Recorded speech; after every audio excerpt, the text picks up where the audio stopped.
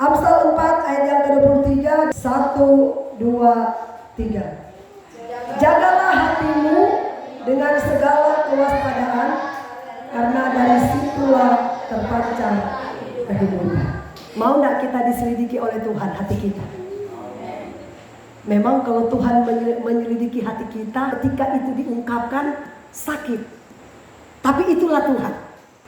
Kalau mau dipakai oleh Tuhan, pertama-tama yang akan Tuhan lihat itu adalah hati kita.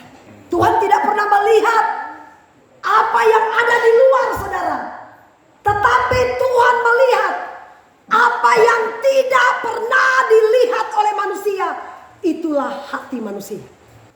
Apapun yang kita lakukan, semua bersumbernya dari dalam hati. Mau kita lakukan yang baik, mau kita lakukan yang jahat, semua berpusat di hati.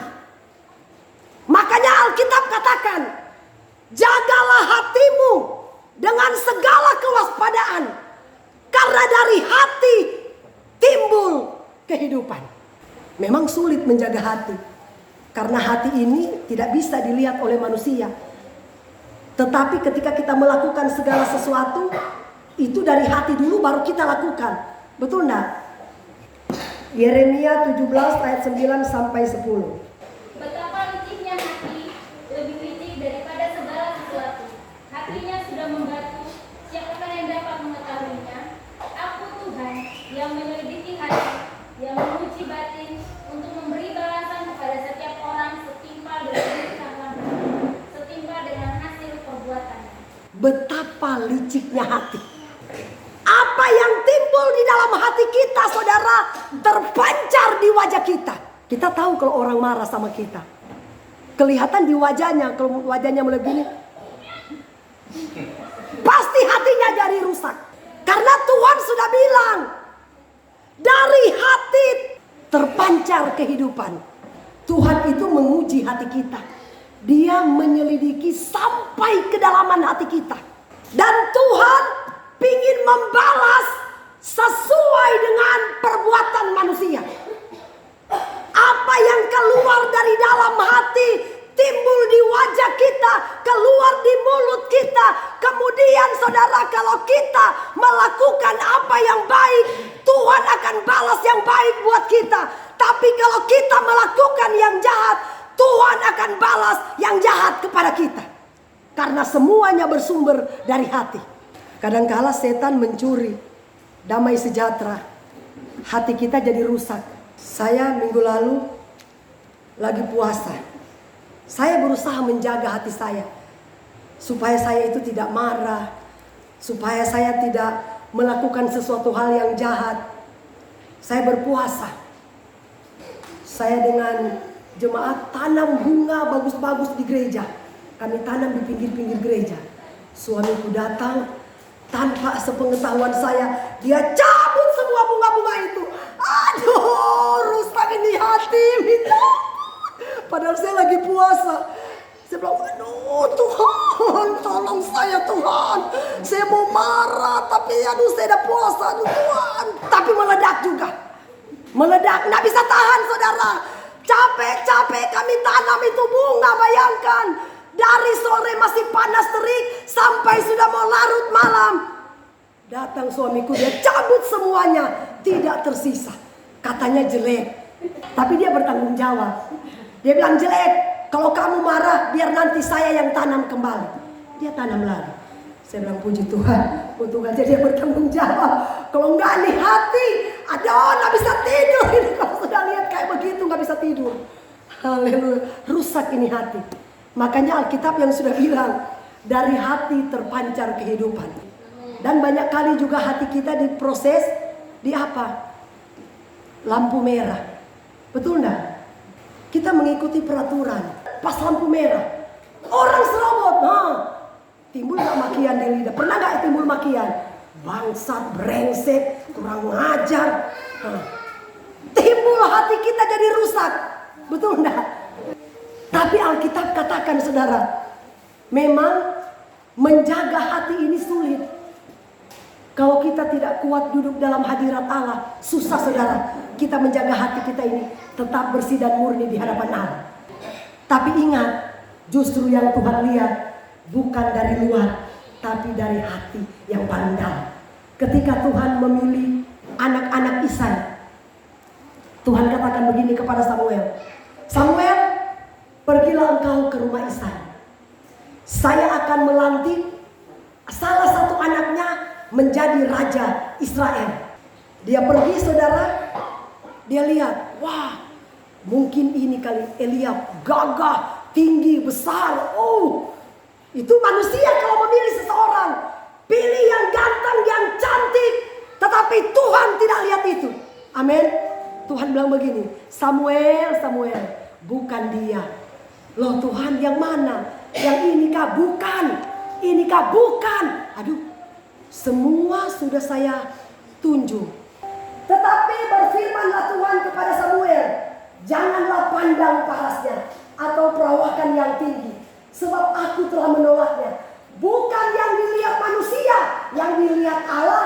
Manusia melihat apa yang di depan mata, tapi Tuhan melihat hati. Saudara, Samuel bilang begini kepada Isai, Isai, masih adakah anak-anakmu? Oh, dia itu gak bagus, cuma penjaga kambing domba di padang. DP kerja hari-hari cuma itu. Mending pilih aja salah satu dari mereka yang gagah-gagah, yang bagus-bagus, yang tinggi-tinggi, yang ganteng-ganteng. Kalau yang di sana si Daud, dia pendek. Itulah kalau manusia bilang gak level. Tapi Samuel katakan begini, pergi panggil dia, panggil. Isai pergi panggil dia. Pada waktu si Daud datang, apakah yang Tuhan katakan? Samuel, Samuel, dialah yang aku pilih. Di hadapan orang tuanya saudara, di hadapan keluarganya saudara, dia adalah anak yang tidak dipilih, anak yang tidak disayang, anak yang tidak terpakai. Ternyata manusia tidak memperdulikan dia, tetapi Tuhan sangat peduli dengannya. Karena Tuhan tidak pernah melihat apa yang di depan mata, tapi Tuhan melihat hati kita atau inner beauty. Pilih para pelayan. Ayo Bu melayani. Aduh Bu pendeta, saya tidak bisa. Kalau kamu mau, pasti bisa asal kamu belajar. Datang latihannya. Iya Bu pendeta, oh untuk aja semangat. Saya lihat, oh mulai bagus. Berikan tepuk tangan buat Yesus. Haleluya. Tidak ada perkara yang mustahil untuk Tuhan mengubah seseorang. Karena kita punya hati untuk melayani Tuhan. Tidak ada alasan apapun saudara untuk kita tidak melayani Tuhan. Amin. Karena pekerjaan yang paling mulia adalah melayani Tuhan. Karena apa? Karena kita melayani Dia, Raja di atas segala raja, yang empunya dunia ini, yang empunya kesehatan, yang empunya berkat, yang empunya semuanya. Itulah Yesus Kristus sebagai Tuhan dan Juru Selamat bagi kita. Amin. Saya senang kalau ada anak-anak muda yang mau bergairah, ibu-ibu juga yang mau bergairah melayani Tuhan.